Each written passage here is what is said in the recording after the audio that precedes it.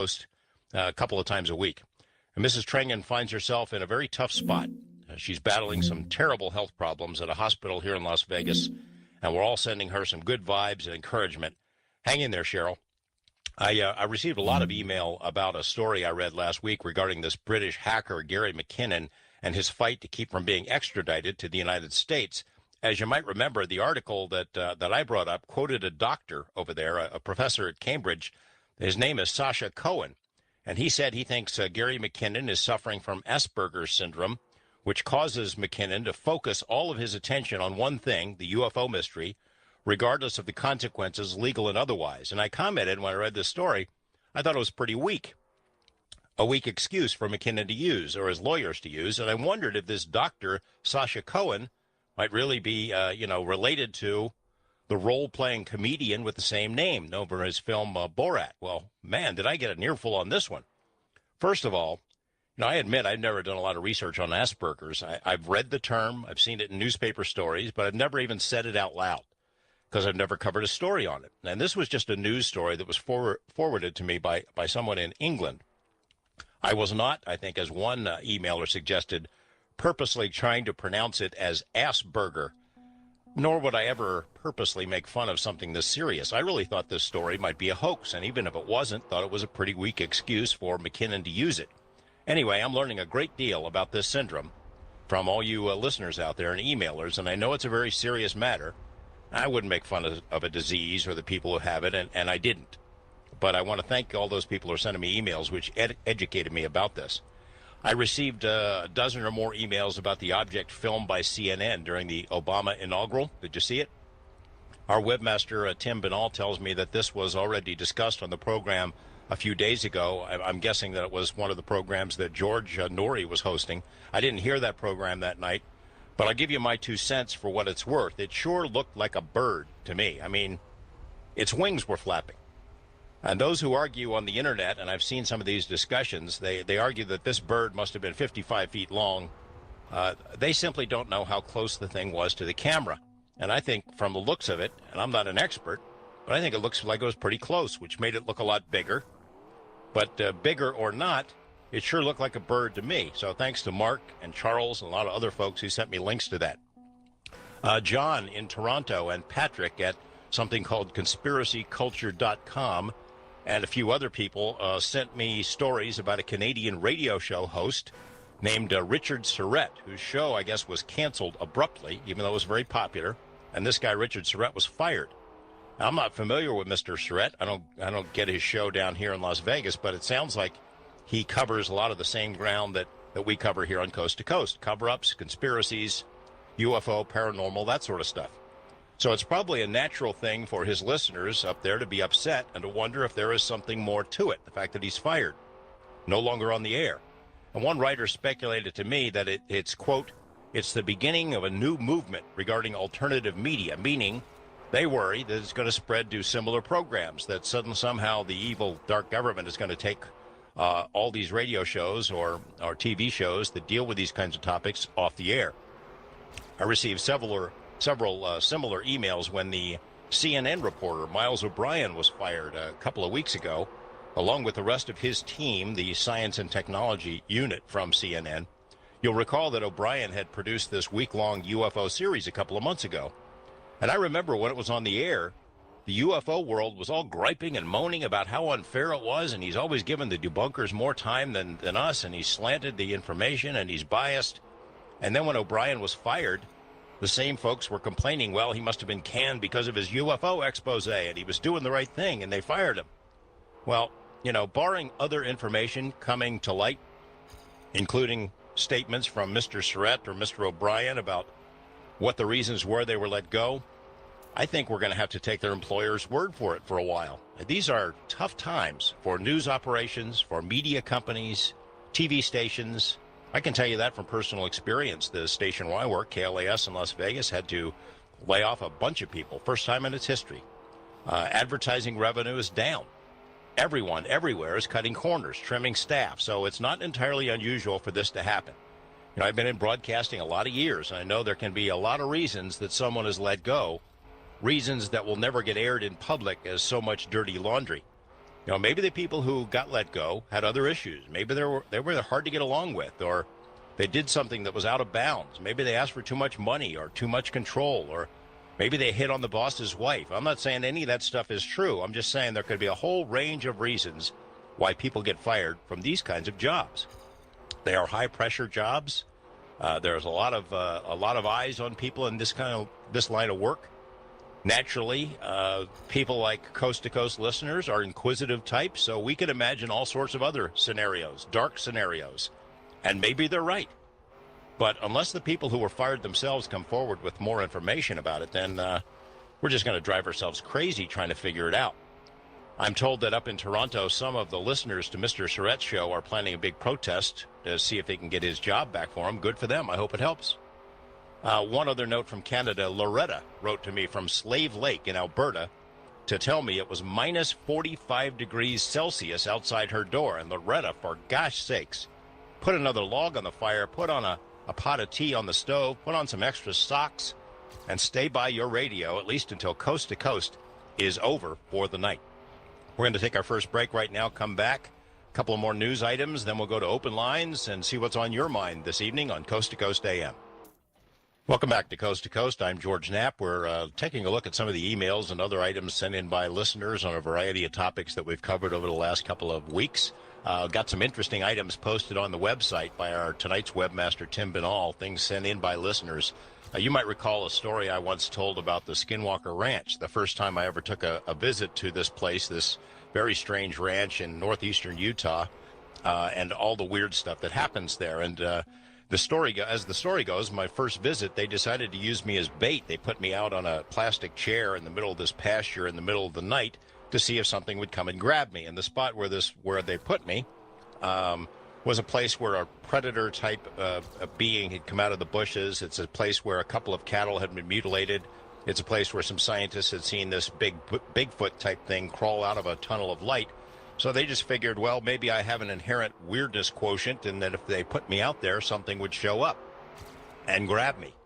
And that didn't happen, but it was pretty spooky. Anyway, we've got a listener named Jason Braun who seems to have some artistic talent, and he drew a sketch of a scene that unfortunately never happened, but it's a likeness of yours truly being surrounded by a Mothman, a Sasquatch, a Bigfoot, a reptilian, and a gray, and a couple of other creatures. And it's pretty cool. It's posted on the website. Check it out. Thanks for sending it in, Jason, and I'm going to have to call you up and negotiate about how we can get the original. You can see that artwork, as I said, on our website. If you're looking for that perfect anniversary gift for the spouse, or maybe an unforgettable housewarming present, how about a life-size sculpture of Bigfoot? Someone from Blackfoot.net sent me the photos of this sculpture, and it's pretty amazing. It's modeled after the Sasquatch version of the creature that's seen in the Pacific Northwest, 8.5 feet tall, 4 feet wide at the shoulders. It weighs 500 pounds, and it can all be yours for a mere $25,000. And you probably got that in the seat cushions on your couch right now. Anyway, we got some pictures of that sculpture on the website. Check it out. Something else posted there is an article from American Chronicle. It relates to some recent UFO cases, most notably that wind farm incident in Britain, the one where the wind farm apparatus got torn up by what some witnesses said was something that resembled an octopus-shaped or jellyfish-shaped UFO with these long tentacles up in the sky. The article we posted is written by a scientist who thinks that what people have been seeing, these UFOs with tentacles, are actually plasma beams generated by some sort of exotic weapons system. The writer thinks it's something related to MHD, which is magnetohydrodynamics, torque-generating plasma beams from some program that presumably our military or somebody's military is working on, as opposed to other intelligences. You'd have to ask yourself, why would anyone use it to zap a wind farm in England?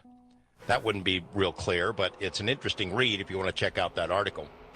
We've looked at a whole range of scenarios under which life as we know it might end soon or in a couple of years. 2012, it's an assortment of disasters, comets, asteroids, volcanoes, you name it. And I've heard from a heck of a lot of the listeners that you're kind of burnt out on doom and gloom, at least from me anyway. And as I mentioned last week, I'm right there with you. So I am personally taking a break from these subjects for a bit. They may appear elsewhere on the program for a while. And then I got this email from a guy named Mike M, who is also, his alias online is Kooky Loon. So take that for what it's worth. And here's what he said about these doom and gloom shows. Hey, I enjoyed your Sunday broadcast. I really like the doom and gloom broadcast. Seriously. You see, I'm not afraid of our destruction. Actually, I can't wait. I believe that humans are Yahweh's worst creation. Our society is sick, full of demented, perverted, ignorant, rude, sports and porno-addicted morons who have no idea what's going on, and nor do they care. I pray or say, end it all now, when I read about a murder of an outrageous news piece. I'm just sick of this evil world. So, George, please have on more guests and topics concerning our impending doom and gloom. I love this. Kind of a twisted way to look at the whole thing. Last week, as you might recall, our guest was journalist Gary Beckham, who talked to us about the high level of interest in paranormal topics, psychic phenomena, UFOs, things like that on the part of intelligence agencies. These three-letter agencies, you know them, you love them. And he and I were speculating, if you listen to the program, we were wondering, about these ex-intelligence guys who seem to show an interest in these topics. We're speculating if it's true that once a spook, always a spook, meaning do these intel guys stay dialed in with their old employers even long after they leave? And Gary Beckham said, in his opinion, that the answer is yes. And I received this interesting email about that from someone named Bruce Essler. And this is what he said. He said, George, tell your guest that I retired from CIA 6 years ago on a disability. I'm completely out of it. I've not heard a peep out of them since I walked out the door. I probably could fly to North Korea and they wouldn't know it unless I told them. Thanks, Bruce Essler. And, it's kind of nice to know we really do have CIA types who listen to the show. I know even since the days of Art and on through George and Ian, that there's always the feeling that maybe these guys tune in and listen in from time to time. Somehow I suspect that there's probably a big old tape machine running pretty much around the clock. It's down in a bunker somewhere just to record coast-to-coast programs. And we're glad that Bruce and maybe some of his colleagues have been listening in. I continue to get a lot of emails about the new president and whether or not he's going to open up the UFO files and usher in this new era of disclosure. And it's been discussed on this program many times by myself and George and Ian and Art, and a lot of guests think it's going to happen. Stephen Bassett's been here a lot of times. Another one who believes this is Dr. Michael Salla, who this last week, he had an article printed in his hometown paper of Honolulu explaining why he thinks it's going to happen and why all the pieces appear to be in place. And look, I'm right there with these disclosure folks. I'd love to see it happen. I hope it does. I have encouraged people that I know in Washington to work on it. But in my heart, I simply don't believe it's going to happen. I'll believe it when I see it. Our new president has his hands really full. The country's a mess. The economy's in the tank. People losing their homes and their jobs. And sorry, I think any president who jumped into this right now, under these kinds of circumstances, would be crucified or ridiculed.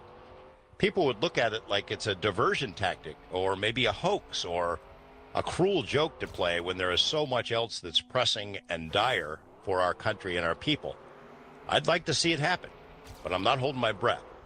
By the way, Dr. Michael Salla, who wrote this article I'm referring to, will be my guest next month, one of the shows I host, to talk about this very subject. And maybe it'll happen by then. He'll be here in Nevada, by the way, to appear at the International UFO Congress, which is held each year in Laughlin. February 22nd through the 28th is this year. It's quite a list of speakers, most of whom probably have been guests right here on this program. Here's one other story I want to talk about for a few minutes, and then we'll take a break and go to the phones. It concerns this behind-the-scenes surveillance program aimed at American citizens. And we know the program exists, or did. After its existence was revealed to the world, our former president explained that it was only aimed at Americans who were communicating with foreigners suspected of being terrorists. So calls coming from this country to, say, suspects in Europe who are being monitored. Well, this week came a news story, an item that appeared that has just been buried, and it's amazing to me. The news came out that this program was much bigger, much, much bigger. So big that it's likely that your own communications were monitored, intercepted, maybe recorded, and mine as well. I think that the interview, the story first broke on MSNBC when a guy named Russell Tice, former NSA, National Security Agency analyst, spoke, and he said, this is one day after President Bush left office. This guy's a whistleblower, and he revealed that the National Security Agency's warrantless surveillance program targeted U.S. journalists and vacuumed in all domestic communications of Americans, including faxes, phone calls, and network traffic. Mr. Tice has been a source. He acknowledged being an anonymous source for the New York Times for its 2005 story on the government's warrantless wiretapping program. That's the story that broke this thing wide open. And after that story was published, President Bush said in a statement that only people in the U.S. who were talking with terrorists overseas would have been targeted for surveillance. Tice now says, now that the administration has changed, in truth, the spying involved a dragnet of all communications, confirming what some critics have long assumed. The National Security Agency had access to all Americans' communications, he said. Faxes, phone calls, computer communications, they monitored all of them. Tice said that the NSA analyzed the metadata to determine which communication could be collected. He offered a hypothetical example. He said if the agency determined that terrorists communicate in brief 2-minute phone calls, the NSA might program its systems to record all such calls, invading the privacy of anyone who's prone to making really short phone calls. He said that he was told to monitor certain groups in order to eliminate them as suspects for more intense targeting. Those groups, he said, were U.S. journalists and news agencies. But rather than excluding the news organizations from monitoring, he discovered the NSA was collecting these organizations' communications 24 hours a day, year-round. And I'm asking you, where is the outrage on this? Where are the news people? Why aren't they jumping up and down and screaming about this thing? Maybe we can get into that in some of our phone calls. I mean, you know what it says in the Fourth Amendment, and this surely flies in the face of that. I'll be right back. We'll be talking with Phil Imbrogno a little bit later, but we'll be finding out what's on your mind right after these messages. Welcome back, everyone. Coming up in just a little bit, Philip Imbrogno, scientist who's been looking at paranormal activity for a long time, addressing the idea of an interdimensional universe. Are there other worlds, other beings living among us, around us, and we can't see them, that they can see us? Pretty disturbing kind of a thought if you think about it. Philip gets into what the evidence exists to prove the interdimensional universe is real, that other beings are separated from us by some thin psychic membrane or something like that. In the meantime, we're going to take a break and come right back with find out what's on your mind as we go to open lines on Coast to Coast AM. Welcome back to Coast. We're going to the phones to see what's on your mind. Wildcard line, Corey in Texas. How you doing, Corey? Hey there, man. This is Corey. How you doing, George? Okay. Good to talk to you. I live in Seabrook, Texas. I live on NASA Road 1. That's about 4 miles away from Johnson Space Center. Yeah. And they got a park where the Apollo rocket is, and I like to take my son there, and it's a pretty cool place. But I'm a big NASA fan, and can you tell your guest speaker, does he see, like, NASA's budget going up to do them programs, or do you think it'll be more commercialized? And the NASA budget, it's pretty much going down right now, you know? Yeah, a lot of people who know NASA, and I know some folks who have a lot of influence there and have a lot of contacts there. They say that basically it's been a jobs program the last couple of years. It seems to be designed to just hang on to people's jobs, make work stuff. They'll start a project and kill it and start a new one and kill it again. And it lacks the kind of vision and drive that got us to the moon. There were some high hopes for the guy who's the current NASA administrator. He didn't live up to those high hopes, and I think he's going to be out pretty soon now. And but the question would be where this fits into Obama's list of priorities. Right. You know, we've seen what spending on NASA can do in the past. All the side benefits and technologies that the moon program produced. Maybe something like that could happen again with a return to the moon or a journey to Mars. We can only hope so. That would be really exciting. But I don't know, man. Times are tough. It's a tight budget. a lot like there's a lot of contractors there. I mean, there's NASA workers. That's a bunch of people, but the contractors alone in this area of Houston. I mean, I would say our economy is doing good down here compared to the rest of the country. But after Hurricane Ike, that's when we really felt it. And just changing the subject right fast, since I'm on open lines. This is just changing the subject. Are you familiar with the TWIC card? No, what's that? I work in the port of Texas City, and if you work in the port, it's like Homeland Security or Coast Guard. It's supported by the Coast Guard. You got to get a photo ID, and it has a microchip, and it holds up all your information. And I just got it the other day, and it's nicknamed the Mark of the Beast. And, oh my God. yeah, everybody jokes around. You've got to have it if you want to work in the ports, and it's makes sense, because we work with chemical ships and all sorts of stuff in the port of Houston or port of Texas City, and I mean, it has all your information on there. It starts off. It has like a barcode that a barcode scanner can scan, and then it also has like how your driver's license, you swipe that, it has that on there, and then it has like 3D-ish, like how would I say it? Sort of like a credit card, like 3D-ish stuff to make sure you can't forge it. And the computer sits right there in the middle, and rumor has it, this is just what the lady said and everybody says, in case there was an accident, satellites can track you. And you, just the chip, satellites, like say if something blew up or there's an emergency, satellites can scan where you're at to make sure you get out. So it's mostly sounds more good, but you know how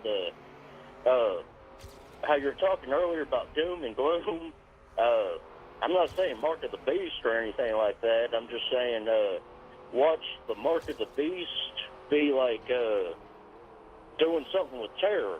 Like, well, thanks for the call, Corey. I'll tell you, there's probably a lot of people. You're right. There are a lot of good uses. There can be all kinds of valuable uses for that kind of technology, but you just know it could also be abused. I mean, would you want your boss to know where you are at all the time, or your wife to know where you are all the time? I mean, the time will come when you'll have those kind of chips where people would just volunteer and stick them under their skin, have them implanted permanently, and it's frightening. We give up a lot of our privacy, the things that make us individuals, willing to give it up for some convenience and security.